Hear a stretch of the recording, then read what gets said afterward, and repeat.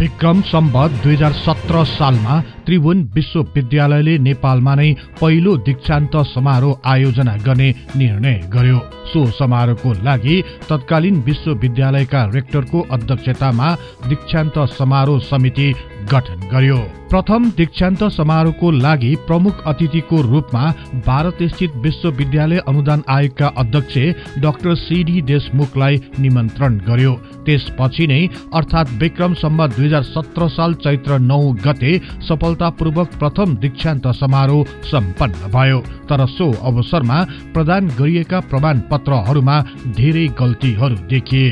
समय अभावका कारण ती गल्तीहरू सच्याउन सकिएन र त्यतिकै वितरण गरिए। वास्तवमा ती गल्तीहरू के थिए? त्रिभुवन विश्वविद्यालयले कसरी प्रथम दीक्षान्त समारोह सम्पन्न गर्यो? यसबारे आजको कार्यक्रममा चर्चा गर्नेछौँ। विश्वास छ सदा झै यो कार्यक्रमलाई पनि उत्तिकै मन पराइदिनुहुनेछ।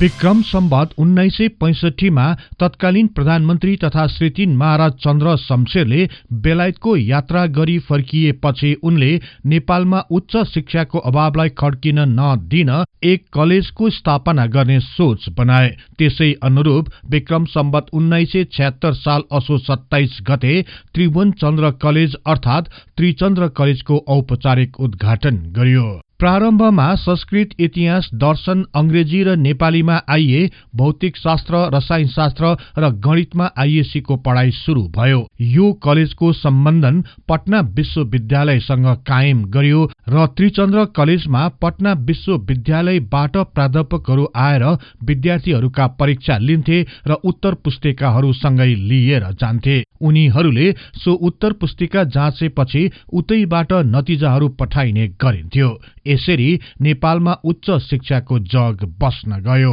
त्रिचन्द्र कलेजको स्थापना भएको 29 वर्षपछि अर्थात् विक्रम सम्वत 2005 सालमा मोहन शमशेर नेपालको प्रधानमन्त्री भए।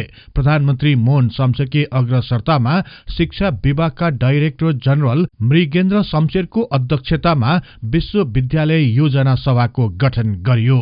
सो सभाद्वारा विश्वविद्यालय स्थापनाको लागि विभिन्न समिति तथा उपसमितिहरू बनाइयो। त्यसै बेला नेपालमा राणा शासन विरुद्धको विद्रोहले उग्र रूप लियो र विक्रम सम्वत 2007 सालमा राणा शासनको पतन भयो। नेपालमा राजनीतिक फेरबदलसँगै विश्वविद्यालय स्थापनाको कार्य पनि संकटमा पर्न गयो। वास्तवमा त्रिभुवन विश्वविद्यालयको स्थापना कसरी भयो? विश्वविद्यालय स्थापना ताका के कस्ता बाधाहरू उत्पन्न भए? यस बारेको कार्यक्रम यस अघि नै प्रसारित भइसकेको छ। यहाँहरूको सहजताको लागि सो कार्यक्रमको लिंक तल डिस्क्रिप्सन बक्समा दिएको छु। राणा शासनको अन्त्य भएसँगै राजा त्रिभुवनले पनि आफ्नै देशमा उच्च शिक्षाको लागि एउटा विश्वविद्यालय स्थापना गर्ने चाहना स्वरूप उनकै निर्देशनमा रुद्रराज पाण्डेको अध्यक्षतामा शिक्षा सल्लाहकार समिति गठन गरे। यससँगै विश्वविद्यालय स्थापनाको लागि आवश्यक अध्ययन गर्न र प्राध्यापकहरूलाई तालिम र शिक्षा दिलाउनको लागि 8 जनाको एक टोलीलाई पहिलो पटक अमेरिका पठाइयो। यसै बीचमा अर्थात् विक्रम सम्वत 2011 सालमा राजा त्रिभुवनको मृत्यु भयो। यसरी विश्वविद्यालय स्थापना गर्ने उनको सपना उनको जीवनकालमा पूरा हुन सकेन। यसको एक वर्षपछि अर्थात् विक्रम सम्वत 2012 साल चैत्र 18 गते पूर्व राजा त्रिभुवनको वार्षिक पुण्यतिथिको अवसरमा राजमाता कान्ति राज्य लक्ष्मी र ईश्वरी राज्य लक्ष्मी शाहले मौसुफको बाहुलीबाट यो देशलाई सुहाउँदो विश्वविद्यालयको स्थापना गर्ने दिव्य अभिलाषा पूर्ण हुन पाएन भन्दै मौसुफको असामयिक तथा आकस्मिक स्वर्गारोहणले गर्दा मौसुफको अभिलाषाहरू पूर्ण गर्ने सम्पूर्ण अभिभारा अब तपाई हामीमा आइपरेको छ भन्ने एक सन्देश प्रकाशित गरे। यस लगत्तै जेठी राजमाता कान्ति राज्य लक्ष्मी अध्यक्ष तथा कान्छी राजमाता ईश्वरी राज्य लक्ष्मी शाहको उपाध्यक्षतामा त्रिभुवन विश्वविद्यालय कमिसन गठन गरियो। त्यसपछि विक्रम सम्वत 2015 सालमा कीर्तिपुरमा विश्वविद्यालय भवनको शिलान्यास भयो र विक्रम सम्वत 2016 साल असार 30 गते त्रिभुवन विश्वविद्यालय ऐन प्रारम्भ प्रारम्भ भएसँगै त्रिभुवन विश्वविद्यालयको औपचारिक स्थापना हुन गयो। विश्वविद्यालयको स्थापनासँगै जेठी राजमाता कान्ति राज्य लक्ष्मी विश्वविद्यालयकी प्रथम कुलपति तथा कान्छी राजमाता ईश्वरी राज्य लक्ष्मी देवी शाह सहकुलपति भए। प्रारम्भताका विश्वविद्यालयमा धेरैजसो खर्चहरू राजमाताहरूद्वारा नै बेहोरियो। यसरी सम्बन्धन दिने तथा पठन पाठन र अनुसन्धान गर्ने उद्देश्यका साथ त्रिभुवन विश्वविद्यालय स्थापना गर्यो। विक्रम सम्वत 2016 साल असोज 4 गतेदेखि स्नातकोत्तर तहको पढाइ चालू गर्ने निर्णय भयो। यसपछि नै पटना विश्वविद्यालयको पाठ्यक्रममा आधारित रहेर पढाउन थाल्यो। यससँगै अन्य तहका कक्षाहरू पनि सञ्चालन गर्यो।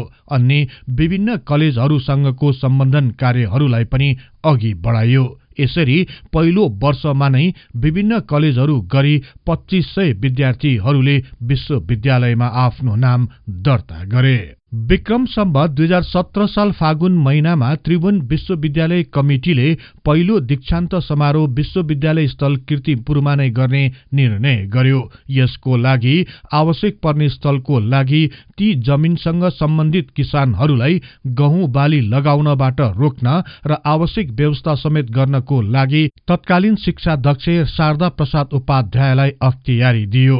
दीक्षान्त समारोहमा प्रमुख अतिथिको लागि भारत स्थित विश्वविद्यालय अनुदान आयोगका चेयरम्यान डाक्टर सीडी देशमुखलाई निमन्त्रणा गर्ने र दीक्षान्त समारोह कार्यक्रमको कार्यविधि तयार पार्न एउटा दीक्षान्त समारोह समिति पनि गठन गर्यो। विश्वविद्यालयका रेक्टरको अध्यक्षतामा गठन गरिएको उक्त समितिमा सूर्य बहादुर साक्य, भैरव बहादुर प्रधान, पराशर नारायण सुवाल र प्रोफेसर बी दासलाई सदस्य बनाइयो।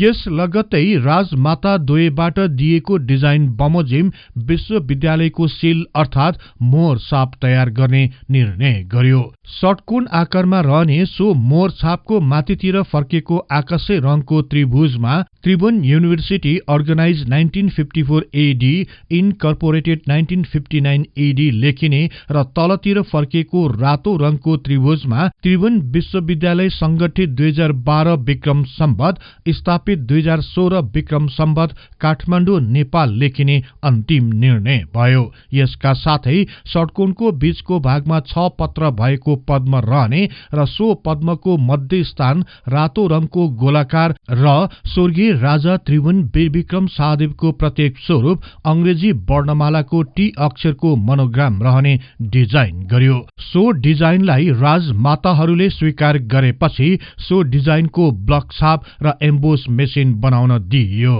यसका साथै विश्वविद्यालयबाट दिइने डिप्लोमा तहको प्रमाण पत्र ह्यान्डमेड पेपरमा बनाउन रजिस्ट्रारलाई जिम्मा लगाइयो र विश्वविद्यालयको औपचारिक प्रमाण पत्रको पनि अन्तिम टुङ्गो लगाइयो। यसपछि दीक्षान्त समारोह समितिको सिफारिस अनुसार नेपालको दौत्य सम्बन्ध रहेका देशका प्रमुख विश्वविद्यालयका 22 चान्सलरहरूलाई मुलुकको पहिलो दीक्षान्त समारोहमा सहभागी हुन निमन्त्रणा पठाइयो। त्यस्तै दीक्षान्त समारोहको लागि विभिन्न प्रकारका 64 गाउन, 350 हुड समेतका गाउनहरू बम्बई स्थित दत्तात्रेय दण्डेकर एन्ड कम्पनीलाई अर्डर दियो। सो गाउनहरू बनाउन 14,657 रुपैयाँ 50 पैसा बारू खर्च भयो।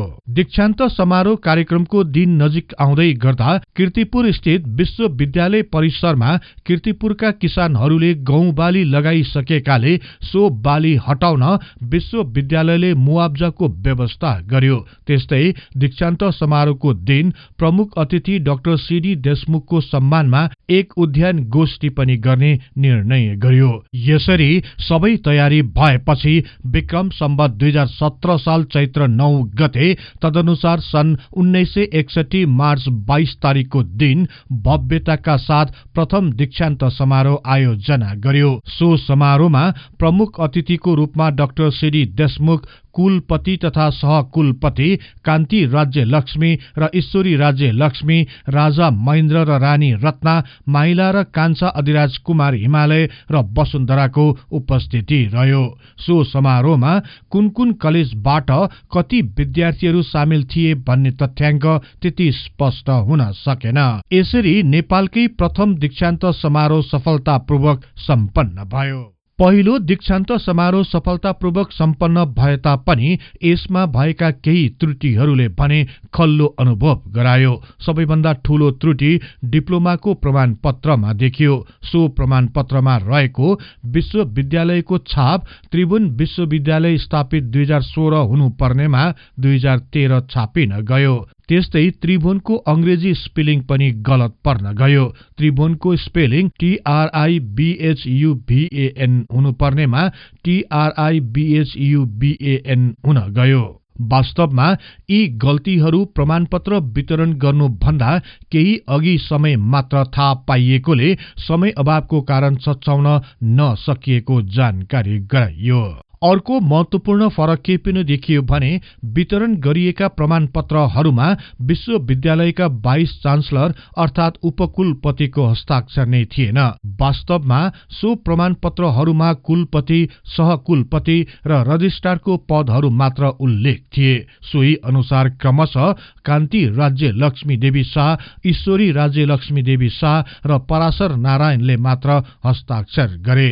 यसरी नेपालमा पहिलो पटक नेपालकै विश्वविद्यालयले एक ऐतिहासिक दीक्षान्त समारोह अत्यन्त सफलताका साथ सम्पन्न गर्यो। यहाँहरूलाई यो कार्यक्रम कस्तो लाग्यो कृपया कमेन्ट बक्समा लेखी पठाउनुहोला। यस्तै तथ्य इतिहासको लागि हिस्ट्री इन नेपाली च्यानललाई सदैव सम्झनुहोस्। इतिहासको कुनै पनि कालखण्ड बारे तपाईले सुन्न र बुझ्न चाहना राख्नु भएको छ भने तल रहेको कमेन्ट बक्समा उल्लेख गर्नुहोस्। हामी सो बारे प्राथमिकताका साथ कार्यक्रम बनाउनेछौँ। जाँदा जाँदै यस च्यानललाई लाइक, शेयर र सब्स्क्राइब गर्दै बेल आइकनमा क्लिक गरी हाम्रो यो तथ्य इतिहासको ज्ञान प्रसार गर्ने लक्ष्यलाई सदैव साथ दिनुहुनेछ भन्दै अर्को नयाँ र रोचक कार्यक्रम लिएर आउने बाचाका साथ अहिलेलाई म बिदा हुन चाहन्छु। हवस् त, नमस्कार।